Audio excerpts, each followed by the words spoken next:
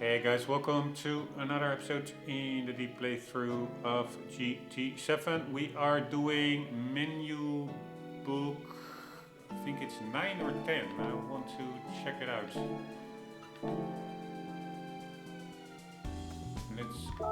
Oh, such an idiot. We are doing the last race to obtain a car. We have to obtain 3 Japanese front rear wheel drive cars. And that is for menu book. I am going to say 10. Yes, this is the one we're doing. We only need a Toyota Corolla 11.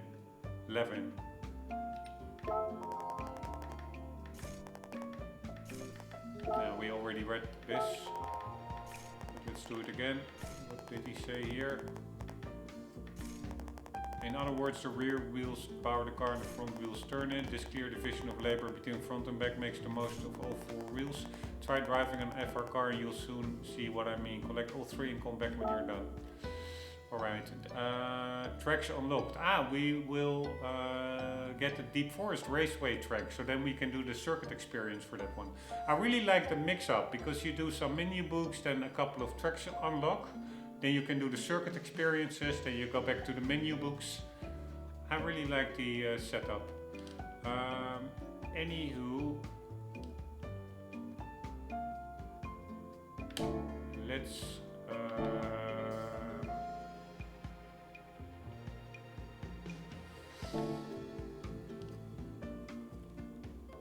do the race.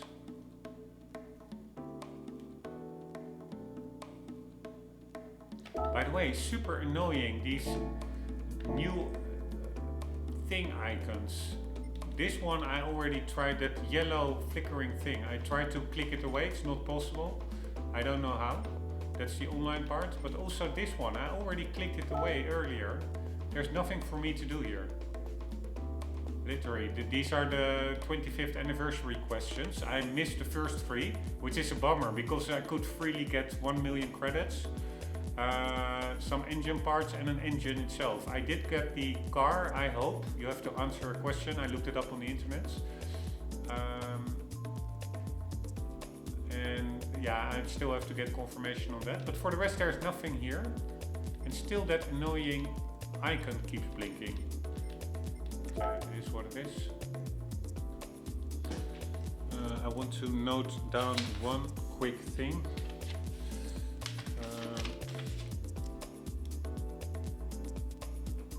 Now, menu for the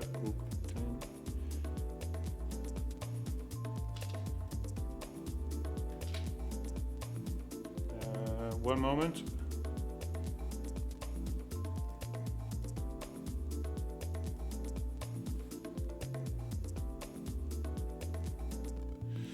I just wanted to note something down that for the one of the description of the YouTube videos, I'm trying in the description to give a brief outline of what the episode is about. And now I want to check whether I correctly said that we are in book 10 in a previous description, because I might accidentally have written down 9. Anyways, that is about that. Let's get to the high-speed ring in the BRZ. Here we go.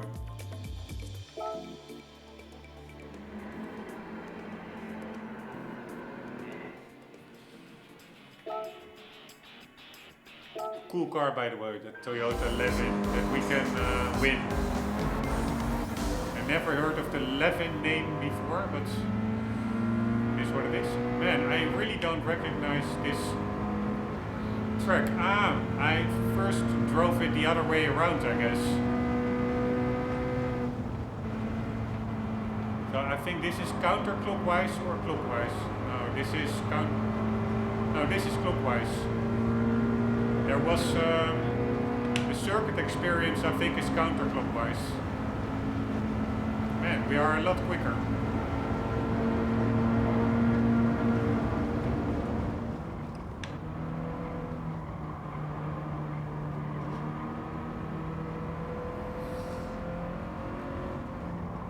I really was not that big of a fan of the Toyota BRZ, and I think also there's a Subaru that's super similar, but it's actually a pretty cool car.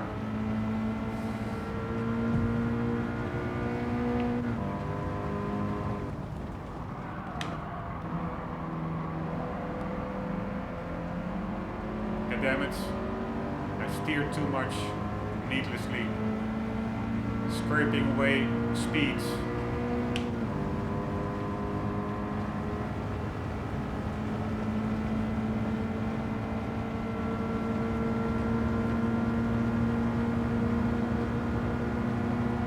Do a little bit of slipstreaming.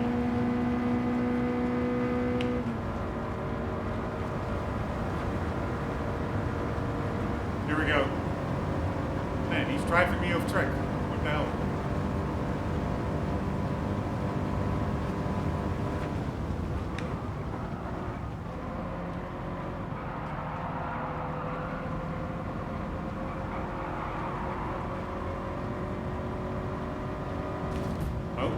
Dude, what the hell are you doing? The AI is quite aggressive, I must say.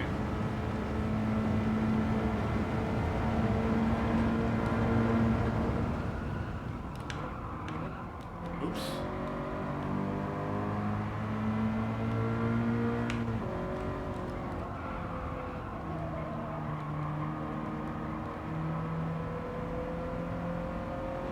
Right, that was not the cleanest driving.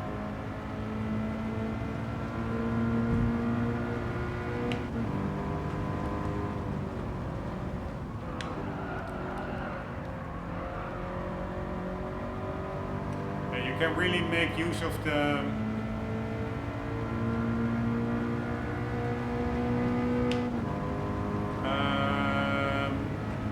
banking over here.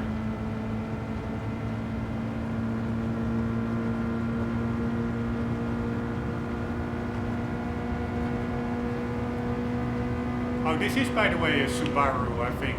We are in this. I thought we were in the Toyota GT86, but that is what I meant with Subaru and Toyota being the same. That BRZ is basically the same car as the Toyota GT86, I think. Don't really understand why they did it.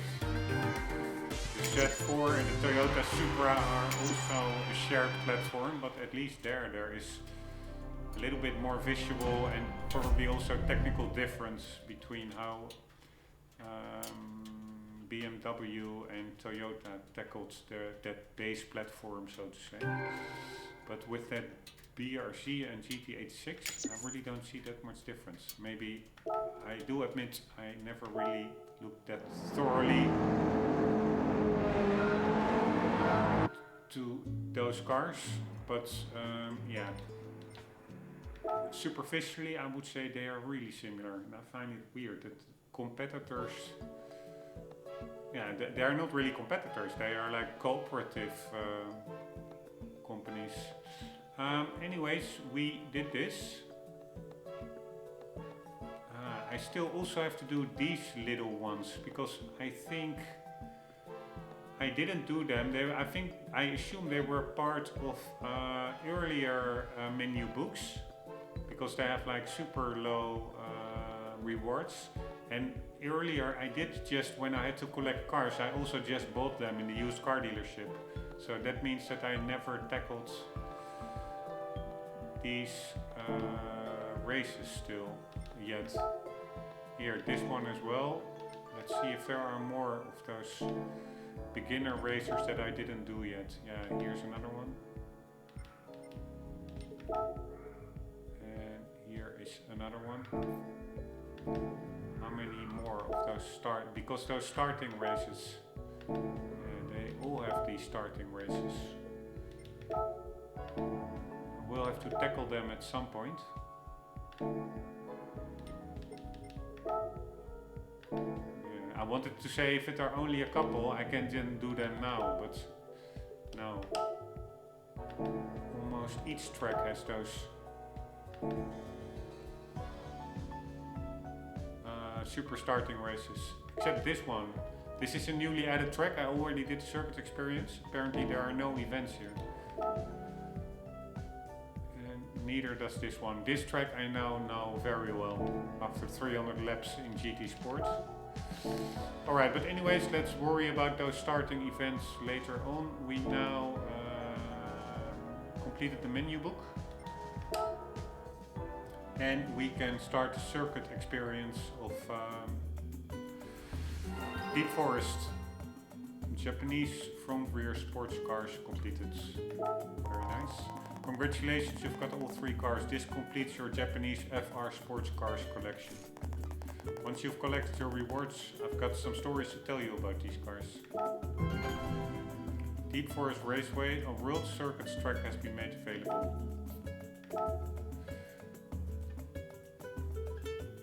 Nice picture.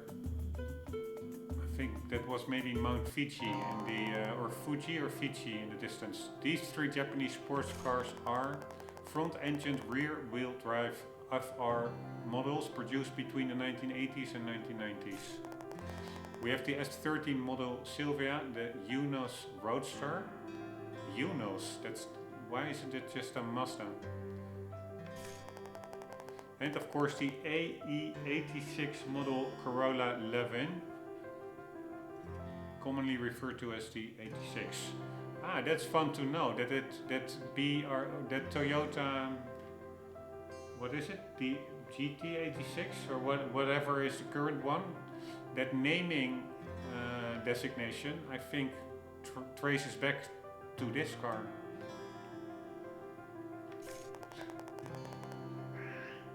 These are nostalgic favorites of Japanese car enthusiasts. Nowadays, Japanese sports cars are popular around the world, but that story probably began back in the 1960s. Check out the detail of the dash, amazing. With the famous grades like the Toyota 2000 GT, yeah, that's a great car. And Honda's first sports cars, the S-Series. Nissan's GTR brand was born during the 60s too. Pretty damn cool. Alright, next one is French HUD hatches. But we will be doing that one later. Let's first do that new track experience, circuit experience. In Switzerland, Deep Forest Raceway classic GT track. I'm not sure, I don't think maybe I did a license test on this one, I don't know. Alright, we will be driving an Audi, what looks to be a Le Mans type car, Group 3 probably. And we will get 1 million credits. Alright, wonder how hard it will be. 14.3. First sector time, just a regular hairpin.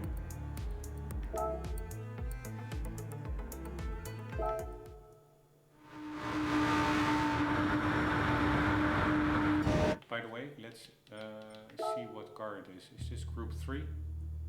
R8 LMS, I think that's a Le Mans Special Evo 19. Not sure whether that's a Group 3 car or something. By the way, I find it a total waste that in these demonstrations, I think in GT4, you had like a voiceover, like a cool British accent dude explaining what you need to do. That was so much more immersive instead of these stupid avatars that now suddenly pop up with only text boxes. It's really, wow, beautiful scenery. Also, let's indeed, before doing it, let's watch these background images to get a bit of a feel for the track. But anyways, those voiceovers are missing. I don't understand why. It cannot be that expensive to implement. Alright, we have a tunnel.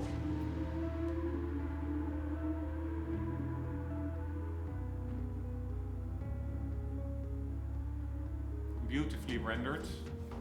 The trees and the water outside.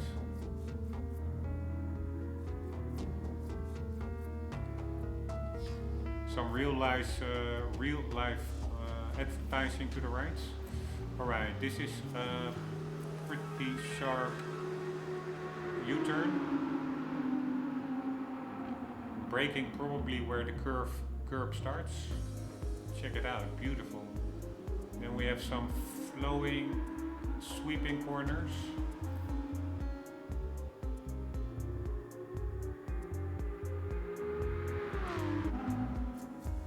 It really is quite beautiful.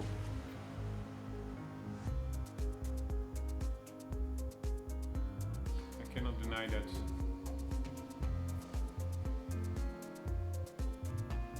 Also, scenery-wise, this game really has, like the backgrounds, this game really improved.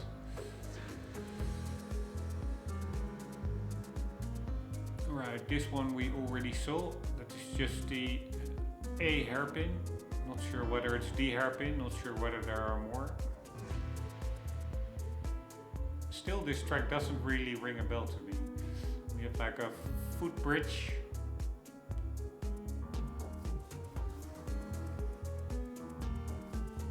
I'm sure I played Deep Forest a lot, but somehow I do vaguely remember maybe this part.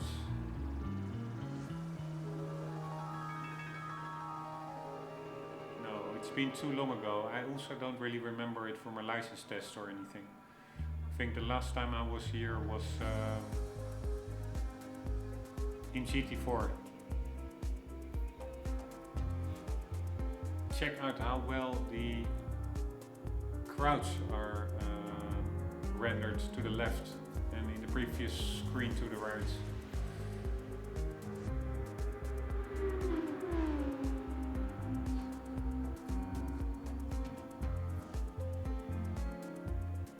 Very believable movements of the crowds.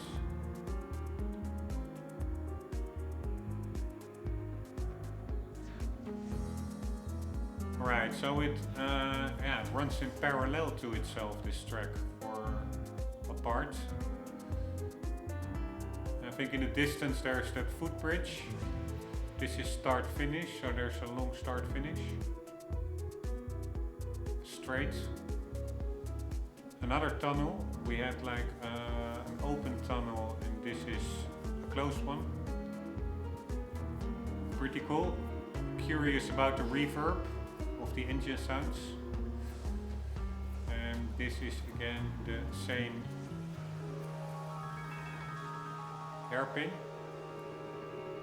Almost done, just waiting until it loops back into itself.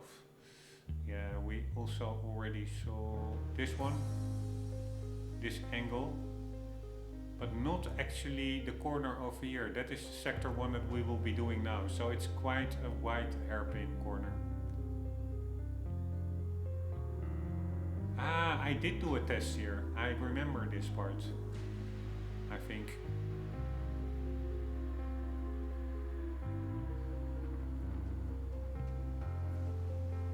Right, I think now we are back at the beginning. This was the first shot. Let's double check it with one more shot after this one. Ah, there are actually some goats on the mountain goats on the right of the screen. Yes, we are now looping back to where we were, so here we go. I really like it to get to know the tracks. Holy shit, this is a fast car. Right, and we're braking at 100, which is way too late.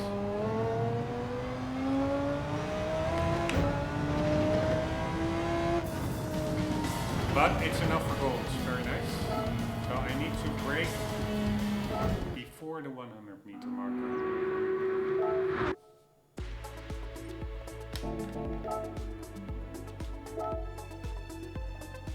Right, so we have some sweeping corners. This is by far the hardest, the trickiest part. Let's just see how it goes.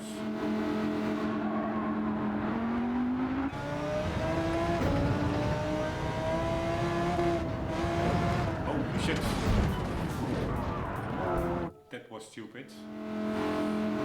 Don't even know what happened. I think one wheel got off the track or something.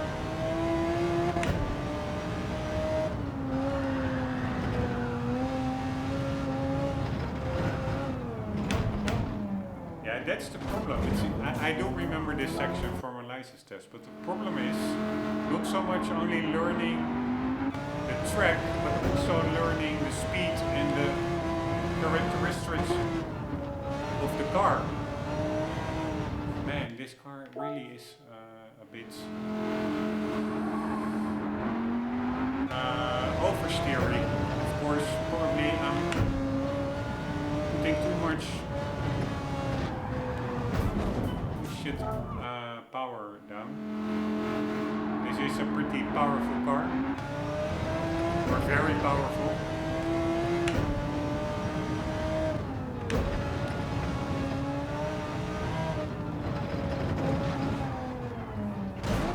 But it's really easy to spin out this car.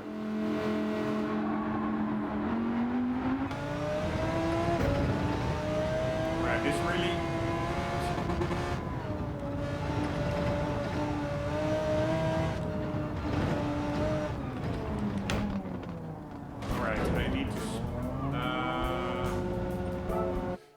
Earlier.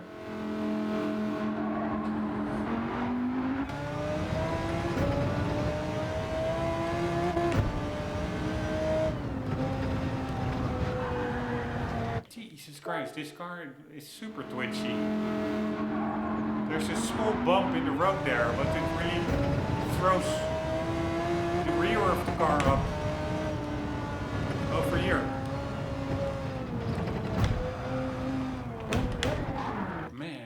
Is annoying.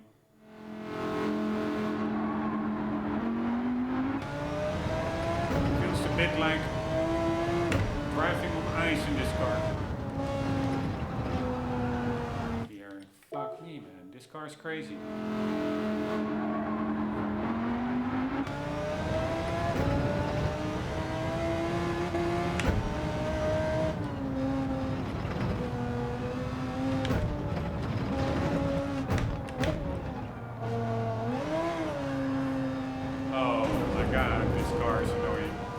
This is that annoying girl that pops up. She really frustrates more than failing 10 times in a row, in my view. Oh my god, this is just crazy, this area, this section.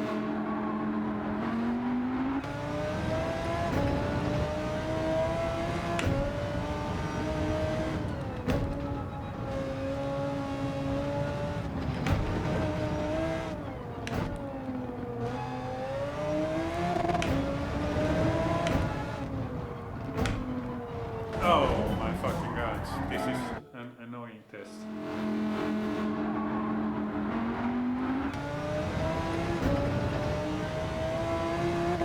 Extremely annoying.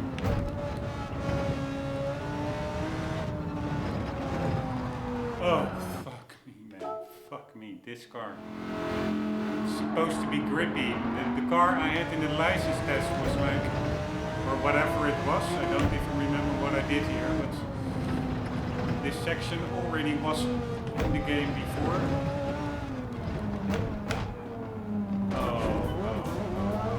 Alright, I'm getting frustrated really quickly. My frustration meter is filling up rapidly. So what I will do, we are almost at the end of the episode anyways. Oh my fucking hell. Alright, I will end the episode here because I cannot take this car. Is super annoying because as soon as you lift off the gas, the back end just spins around. It doesn't fit this car even. This is supposed to be an Audi 4-wheel drive with all the electronics and stability you would expect from a German hypercar. But it's the total opposite. As soon as you lift off, you spin out. At least I spin out. I'm not sure, maybe I'm doing something wrong, but I will spare you further failed attempts, so I will continue to try and get it, and then in the start of the next episode you will only see the successful run, because any failed attempts I will just stop and start the recording, and then once I succeed I will only use that footage in the next episode. So guys, I hope you enjoyed. Sorry for the bit anticlimactic ending, but yeah, that's also part of Gran Turismo. a bit of frustration at the time, at some time. I hope to see you in the next one. For the meantime, do not forget always to keep on gaming. See you later.